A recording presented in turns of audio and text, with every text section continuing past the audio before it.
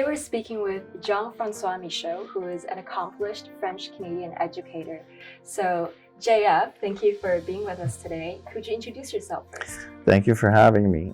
My name is Jean-Francois Michaud. I'm a French-Canadian living in the Toronto area. I have a degree in French, a degree in education, an MBA in education, and I'm also a licensed mechanic. So my background is very business and tech-oriented. First, can you tell us, when was the first time you've been to China and your first impression of China? Actually, the first time I went to China was in 2013. I went to Shanghai, I went to Wuzhen, I went to Yiwu and a few other cities around Beijing.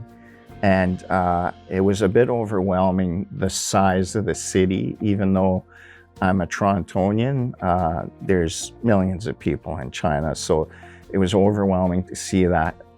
For sure. So you personally experienced China yourself. Do you think that there's a difference between the China that you see and the China that we see sort of in media, like movies and news? Well, I think the China that we see on the media is usually when something happens, like that's newsworthy, and it's not necessarily something positive. So it could be a flood or something like that. We don't really see celebrations of things on the news. And Canadian news is like that too. So when you go there, you see people riding their bikes, you see people walking or people working. It's a very healthy, natural type of atmosphere. Mm-hmm. So as I understand, you also led a team of Chinese students for the first competitions. And Yes. What are your thoughts on them? Do you think that there's a difference between, generally speaking, between Chinese students and other students? You know what? The Chinese students, they had no problems with math. That's for sure.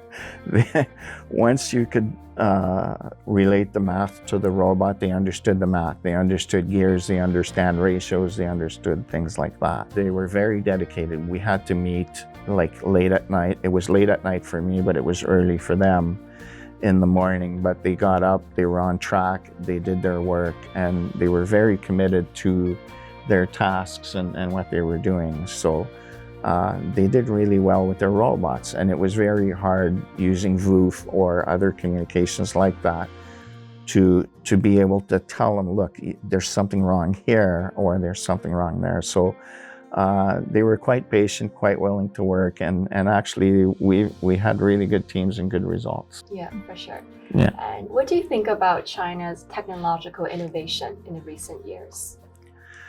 Well, I've visited a few manufacturers, and I've also taken the speed train, and I've been in the airports, I've been on trains, I've used a lot of transportation. And I think that China is really coming along really well with their transportation systems.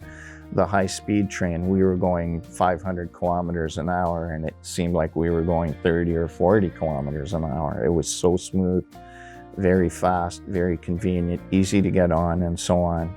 And the airport in Beijing and in Shanghai, beautiful airports.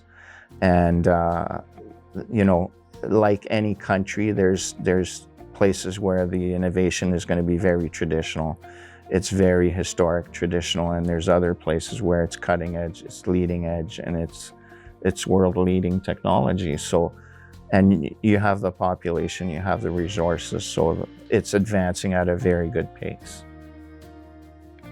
I've noticed you're wearing a first shirt. Could you talk about what that is? Yes, the first shirt and the first hat are first competitions. And first is a robotics competition where students learn STEM applications. So they learn about science, they learn about technology, engineering, and math.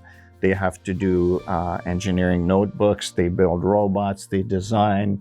There's a lot of math involved. There's also publications, video editing, and this sort of stuff. And I'm also the coach, I'm a mentor, and I actually judge the robots for first as well. Well, I see that you've brought some amazing, interesting looking robotics. Do you want to show it to the audience? Yeah. This over here is a classroom robot that students would build. And they would build this in grade 9, grade 10, And then in grade 11 and 12, they would build a bigger robot. But this has an arm that lifts, and it's also got a claw that picks something up. So we can actually move this robot around. And the robot has a control hub, which is the brain. You can program it and it'll go around and it'll pick things up, and it's autonomous. Well, that's amazing. Congratulations on all the accomplishments. Well, we wish you the best of luck in your future competitions. Thank you so much for having me. Thank you.